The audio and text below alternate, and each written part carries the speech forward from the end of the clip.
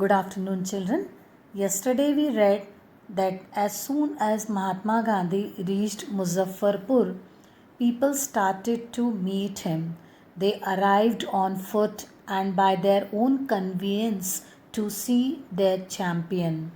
So, when Mahatma Gandhi talked to the lawyers, they told about the cases they got and the fees that was charged by them.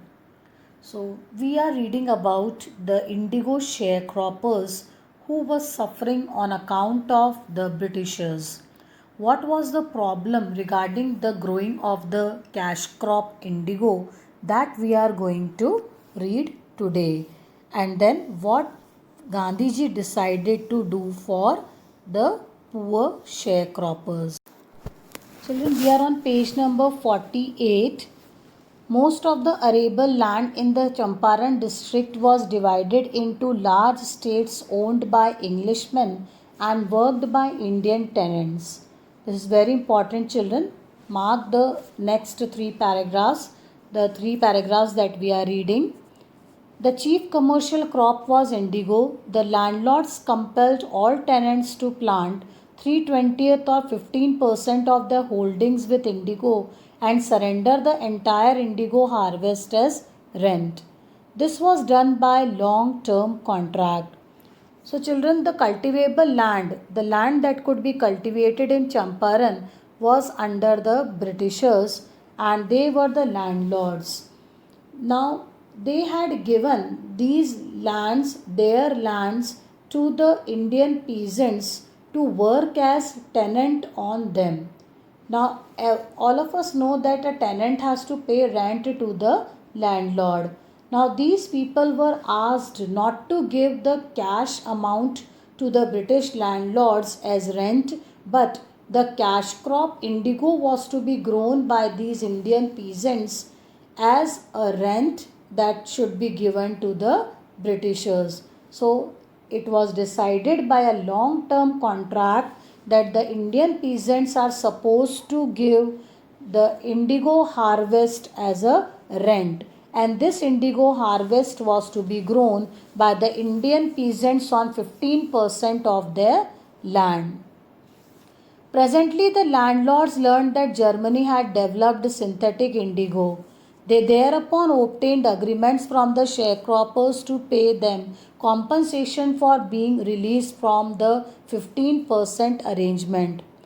All of us know, children, that the natural crops they can be the victim of the weather conditions and many other problems.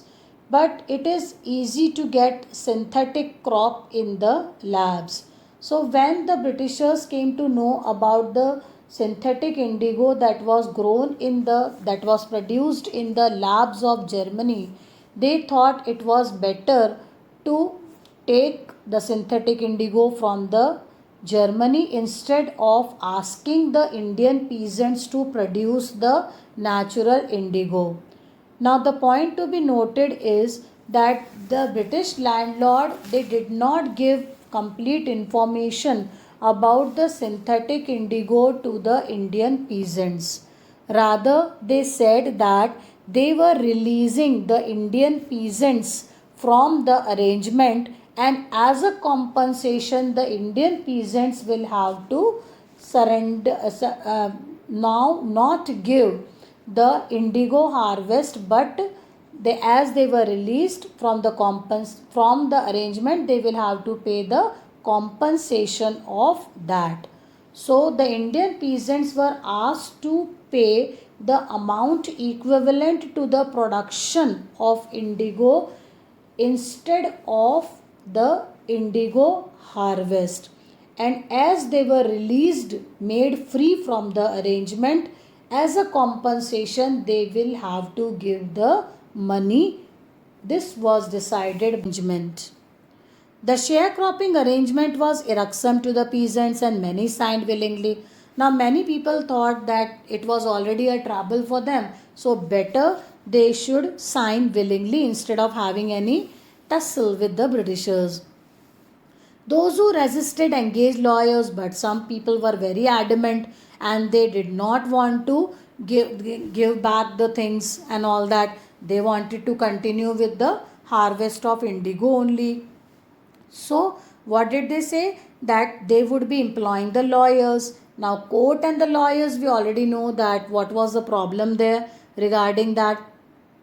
Still, the landlord hired thugs. Now, some people who engaged the lawyers and wanted to take the case into the court, they were beaten by the thugs. The lathi charge was there on them. Meanwhile, the information about the synthetic indigo reached the illiterate peasants who had signed, and they wanted their money back. They might have thought that it was not their fault, that the Britishers now did not need any indigo for them from them, and they might have also thought that as the Britishers did not disclose the complete information to them, so the Britishers have cheated them, so they asked for their money back. So at this point, when all this was going on, Gandhi arrived in Champaran. He began by trying to get the facts. First, he visited secretary of the British Landlord Association. The secretary told him that they could give no information to an outsider. Gandhi answered that he was no outsider. Why? Because he was an Indian, and so he was having every right to ask. Next, Gandhi called on the British official commissioner of the Tirhat division in which the Champaran district lay. The commissioner, Gandhi reports, proceeded to bully me, means he started to dominate him, give him the decisions of him, and asked him to follow him. They advised me forthwith to leave Tirhat. So he said that Gandhi will have to leave Tirhat division. Gandhi did not leave. Instead, he proceeded to Motihari, the capital of Champaran. Several lawyers accompanied him at the railway station. A vast multitude, means a large number of people greeted Gandhi. He went to a house and, using it as headquarters, continued his investigation. A report came in that a peasant had been maltreated in a nearby village. Gandhi decided to go and see. The next morning, he started out on the back of an elephant. So, with the motive, with the purpose that as he had come to serve the peasants, he went and he disobeyed the order to leave. He had not proceeded far when the police superintendent's messenger overtook him and ordered him to return to town. So, children, he was asked to return to town in his carriage. Gandhi complied, Gandhi followed. The messenger drove Gandhi home when he served him with an official notice to quit Champaran immediately. So he was given the message of the police superintendent that he will have to immediately go from Champaran. Gandhi signed a receipt because he was following the government orders for the notice and wrote on it that he would disobey the order. Children, from here the civil disobedience movement began. Gandhi for the first time disagreed and disobeyed the order.